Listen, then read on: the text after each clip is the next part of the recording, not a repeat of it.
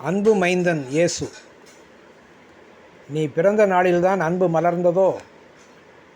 நீ சிலிர்த்த நாளில்தான் அன்பு சிலிர்த்ததோ?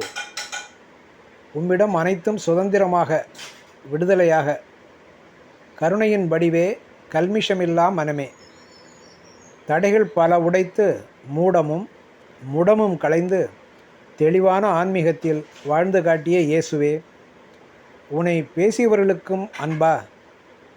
இதுதான் உன் பண்பா? மறுகன்னம் போதித்தாய். உடல் விற்றவளிடம் கூட நீ மனம் விற்றாய்.